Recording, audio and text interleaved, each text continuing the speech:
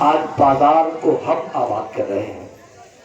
اپنے گھروں میں اپنے نرم گرم بستر پہ بیٹھ کر ہمیں سکون جب نہیں ملتا ہے، علماء بیان کرتے ہیں کہ اگر دل گھبرائے تو قرآن شریف کی تلاوت کیا کرو. سکون نہ ملے تو کسی اچھی آواز کے مالکان سے نبی کی نعت سنا کرو.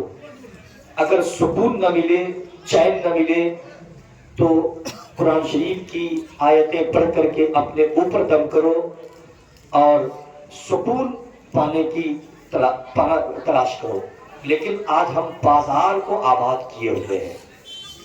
کاش ہم یہ سوچ لیے ہوتے کہ جس طریقے سے ہم دنیا میں پیدا ہوئے ہیں اسی طریقے سے ہم کو ایک دن مرنا بھی ہے. اگر یہ محفلیں نہیں سجتی، یہ بابرکت محفلیں نہیں سجتی تو پھر آپ کہیں بھی ہوتے، اپنے گھروں میں ہوتے، اپنے کسی کام میں ہوتے. یہ آپ کی مرضی ہے. جب یہ محفلیں سجتی ہیں تو میں گزارش کرتا ہوں کہ اس کا حصہ دار بنے، اس میں بیٹھ کر کے اپنی آخرت کے زلفوں کو سنواریں. میں گزارش کرتا ہوں ابھی جو لوگ ہررا پاپڑ کی دکانوں میں کھڑے ہیں اور بازار میں بھیڑ لگائے ہوئے ہیں، میں ان سے گزارش کرتا ہوں، زبردستی نہیں ہے، اللہ اگر توفیق دے تو آپ حضرات بھی تھوڑی دیر کے لیے اس بزم نور میں اپنے آپ کو شریک کر لیں، اپنے آپ کو شامل کر لیں تاکہ ہم جنتی محفلوں کے ٹکڑوں میں سے ٹکڑا بن جائیں. ممبر شریف پر علماء کرام بیٹھے ہوئے ہیں. میں محبت کے ساتھ سلام عرض کرتا ہوں. محبت کے ساتھ میرے سلام کا جواب دیں اور اپنی آخرت کے زلفوں کو سنوار لیں. السلام علیکم ورحمۃ اللہ وبرکاتہ. ملت اسلامیہ، میں آپ کو مبارکبادی پیش کرتا ہوں. کوئی ضروری نہیں ہے کہ بھیڑ یہاں پر لگے، کوئی ضروری نہیں ہے. میں اکثر کہا کرتا ہوں کوئی ضروری نہیں ہے. نبی کے نام کی جو محفلیں سجتی ہے، ان کے چاہنے والوں کی جو محفلیں سجتی ہے، اللہ اس کے رسول اور اس کے چاہنے والے اس کے ولیوں کی جو محفلیں سجتی ہے، ہر آدمی یہاں آ جائے، یہ کہیں نہیں لکھا ہے، یہ کہیں نہیں لکھا ہے. ایسی محفل میں وہی آتا ہے جن کو اللہ آنے کی توفیق دیتا ہے. اس لیے کہ یہاں پر کسی نیتا کی بات نہیں ہوگی، یہاں پر کسی پی ایم سی ایم کی بات نہیں ہوگی، یہاں پر کسی S D M D M کی بات نہیں ہوگی. یہاں پر بات ہوگی تو اللہ اور اس کے رسول کی بات ہوگی.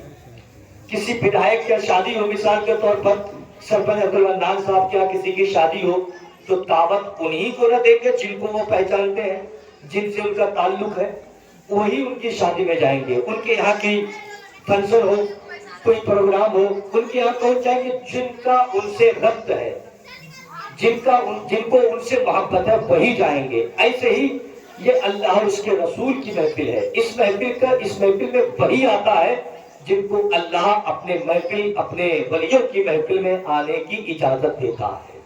ہر آدمی نہیں آ سکتا ہے، یہ تو نصیب کی بات ہے. ابھی بھی دیکھیں آپ، چوک چوراہے پہ وہی لوگ کھڑے ہیں جو لوگ یہ کہتے ہیں کہ میلاد شریف میں نہیں جانا چاہیے، عرس میں نہیں جانا چاہیے. تو ان کو آپ یہ پوچھ لیجئے کہ یہ بازار میں کب جانا چاہیے، یہ بازار میں رہ کر کے اپنے قیمتی وقت کو خراب کب کرنا چاہیے، یہ کہاں لکھا ہوا ہے، یہ کس نے تم کو بتا دیا؟ اس سے بہتر ہوتا کہ اپنے گھروں میں ہوتے، آرام کر لیے ہوتے. بازار میں ہے، اس میں نبی آپ کو، ایسا نہیں کہ نبی کی دعائیں آپ کو ملے گی یا ان کا کرم آپ کو ملے گا، ایسا نہیں ہے. نبی آپ کے لیے بد دعا کریں گے کہ میرے نام کی محفلیں سجی تھی، تم میری محفل میں نہیں بیٹھ سکتے ہو لیکن تم شیطانوں کی محفل میں جمع ہو سکتے ہو. میں گزارش کرتا ہوں اپنے ان بزرگوں سے، اپنے ان بھائیوں سے جو اس وقت بھی ہررا پاپڑ کی دکان میں بھیڑ لگا کر کے ہیں، میں ان سے گزارش کرتا ہوں کہ اگر آپ کے سینے کے اندر اسلامی جراثیم باقی ہے تو آپ حضرات سے گزارش ہے کہ پنڈال کے اندر آ کے بیٹھ جائیں. میری ماں بہنیں جو میرے سامنے بیٹھی ہیں، میں اپنے بہنوں سے گزارش کرنا چاہتا ہوں کہ تم لوگ بھی کھڑی نہ رہیں بلکہ کہیں اطمینان و سکون کا ماحول بنا کر کے بیٹھ جاؤ تو زیادہ بہتر ہوگا. میں نے دیکھا ابھی ہماری کچھ نوجوان بہنیں بازار کی زینت بنی ہوئی ہے. میں ان بہنوں کو تو کچھ نہیں کہہ سکتا، اس لیے کہ عورتیں ناقص العقل ہوا کرتی ہیں، ان کے پاس عقل ہی اتنی نہیں ہے کہ وہ فیصلہ کر لے. لیکن میں ان کو بتانا چاہوں گا، ان کے گارجن کو، ان کے بھائیوں کو، ان کے باپ کو، ان کے شوہر کو، آخر تمہاری خیرت کہاں مر گئی کہ تمہاری بہن تمہارے سامنے سے بازار میں جا کے ٹہل رہی ہے، تمہاری بہن اس پر کپڑے کی دکان میں، ہررا پاپڑ کی دکان میں جا کے بھیڑ لگا رہی ہے، اس کے لیے ہم کو شرم نہیں آتی ہے؟ ہاں، کسی جلسے میں چلے جائیں، کسی محفل میں چلے جائیں، اگر وہ پردے کے ساتھ نبی کی نعت سننے کے لیے، تو ہم اس پہ فتوے لگا رہے ہیں کہ اس پہ نہیں جانا چاہیے، جلسے میں نہیں جانا چاہیے۔ یہ آپ ہی نہیں، یہ بریلوی علماء بھی کہتے ہیں کہ عورتوں کو مزار پہ جانے کی کہیں سے بھی اجازت نہیں ہے۔ سیدی سرکار اعلیٰ حضرت سے کسی نے سوال کیا تھا، سرکار اگر عورتیں مزار پہ جانا چاہیں گی تو ان کے لیے کیا حکم ہے؟ سیدی سرکار اعلیٰ حضرت ارشاد فرماتے ہیں، تم جانے کے بارے میں مجھ سے پوچھنے آئے ہو؟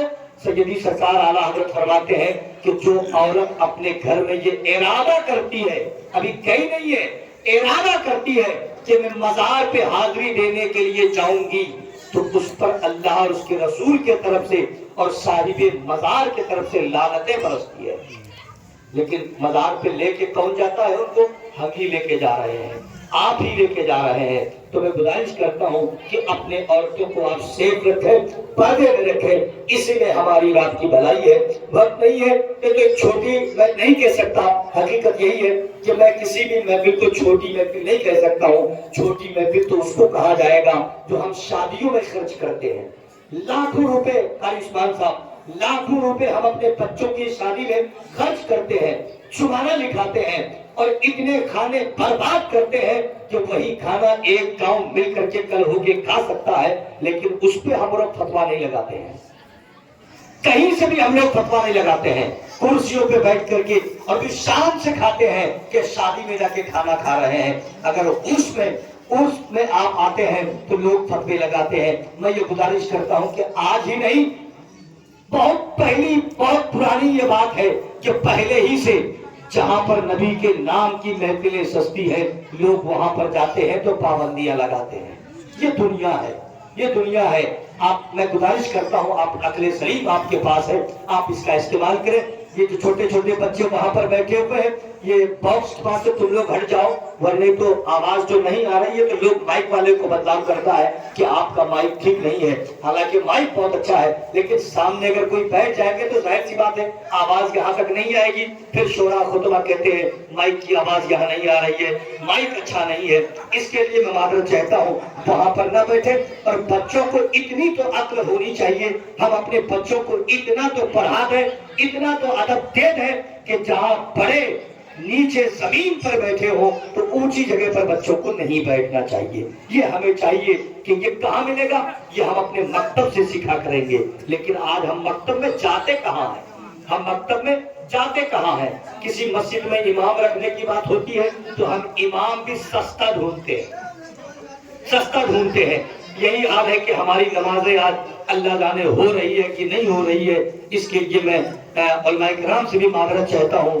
اور ممبر شریف پر آپ دیکھ رہے ہیں پڑھے لکھے لوگ بیٹھے ہوئے ہیں، حضرت مولانا شکیل اختر صاحب قبلہ، حضرت قاری عثمان غنی صاحب قبلہ اسماعیلی، اور خطیب سیمانچل خطیب شہزادہ خطیب پورنیہ حضرت علامہ شفیع الزما غفاری صاحب قبلہ، شیخار ترنم حضرت بھائی جناب احمد رضا صاحب قبلہ تشریف رکھتے ہیں۔ اور میرے بائیں جانب آپ دیکھ رہے ہیں ہماری اور آپ کی آواز کو ہندوستان کی اسمبلی کی دیوار پر جو چسپاں کرنے کی جسارت رکھتے ہیں، ایک بے باک اور لیڈر حضرت علامہ عبد المنان صاحب قبلہ، جو ہماری اور آپ کی آواز کو ہندوستان کی اسمبلی کی دیوار پر چسپاں کرنے کی جسارت رکھتے ہیں، الحمدللہ وہ بھی تشریف رکھتے ہیں۔ اور میرے بائیں جانب شاکار ترنم بلبل باغ رضا حضرت بھائی جناب خورشید آفاقی صاحب قبلہ، جو ایک بہت متحرک اور بہت ہی خوبصورت آواز کے مالک ہیں، وہ بھی ممبر شریف پر تشریف رکھتے ہیں۔ اگر آپ رات کو تکلیف نہ ہو تو آپ رات بھی بیٹھ جائیں، اگر تکلیف نہ ہو تو بیٹھ جائیے، کھڑے تو ہے ہی،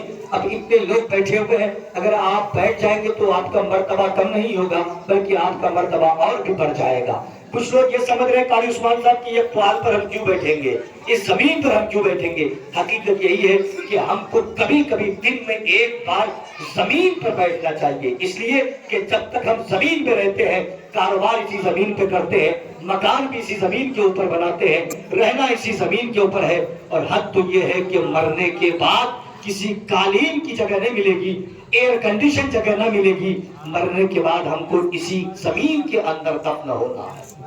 اسی زمین کے اندر دفن ہونا ہے، اس لیے خاکساری بھی بے حد ضروری ہے۔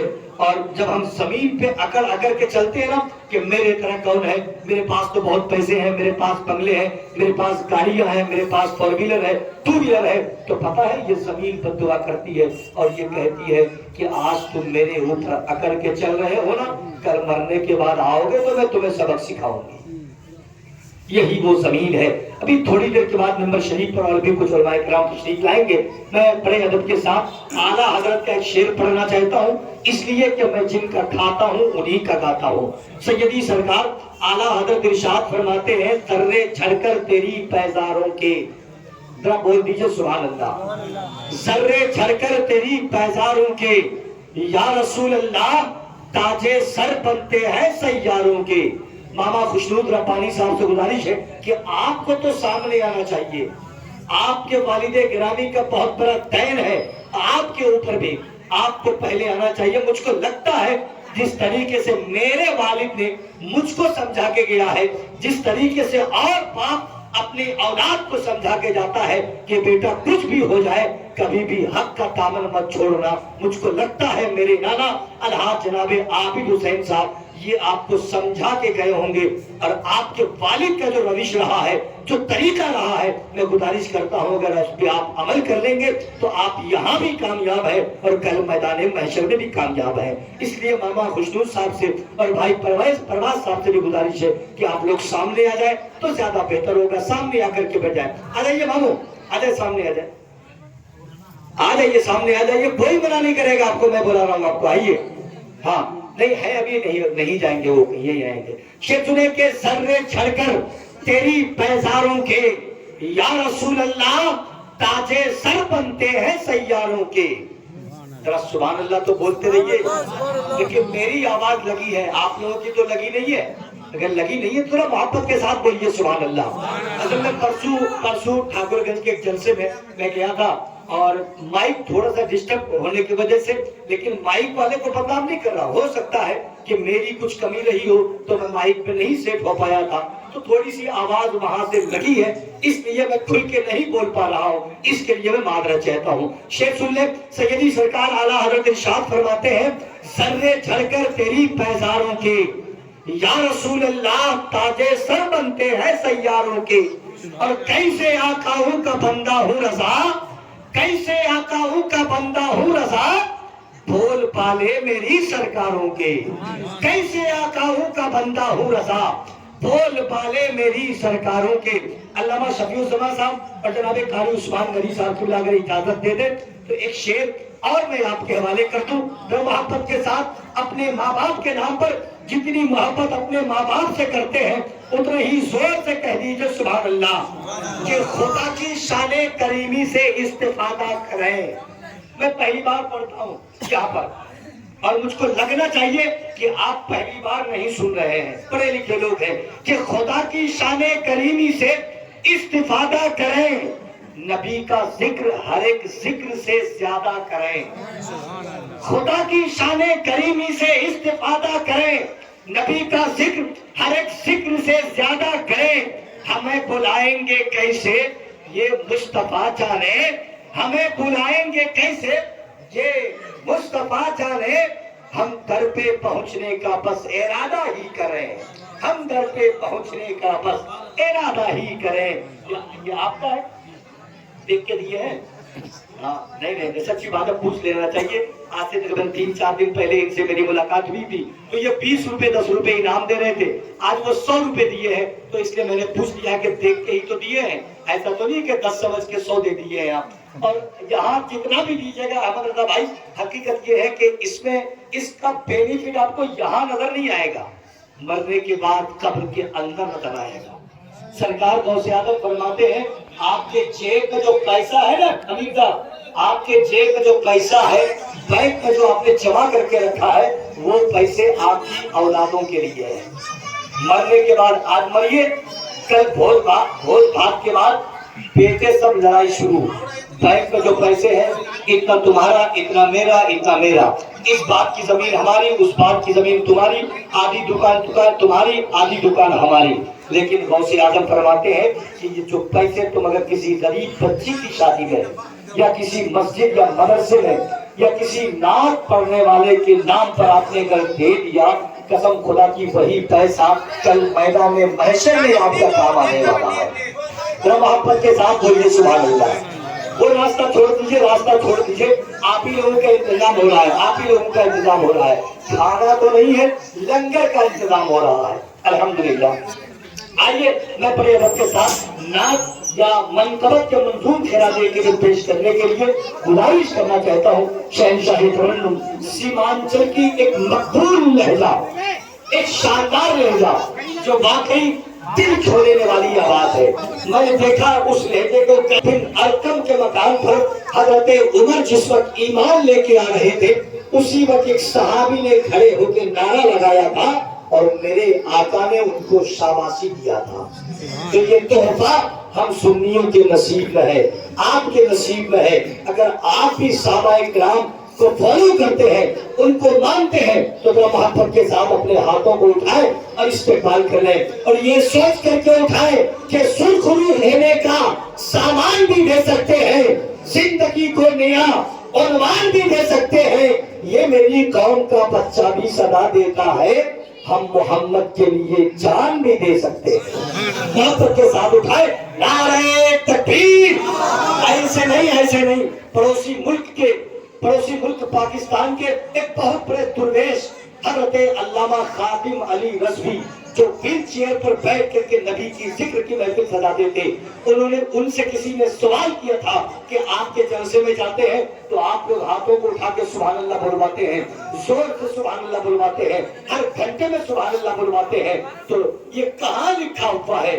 تو حضرت علامہ خادم علی رضوی نے جواب دیا تھا کہ جو نبی دنیا میں تشریف لاتے ہی ہم گنہگاروں کے لیے اپنی پیشانی زمین پر رکھ کر کے ہمارے لیے دعائیں کر سکتا ہے، تو کیا میں اس نبی کے لیے ہاتھوں کو اٹھا کے سبحان اللہ بھی نہیں کہہ سکتا ہوں؟ اگر یہ عجیب آپ کا ہے تو محبت کے ساتھ ہاتھوں کو اٹھائیں اور استقبال کریں۔ نعرہ تکبیر، نعرہ حبیب کا دربار دیکھ کر آؤں گا میں بھی روضہ سرکار دیکھ کر، جس دن بلائیں گے مجھ کو سرکار مدینہ، نعتیں سناؤں گا مینار دیکھ کر۔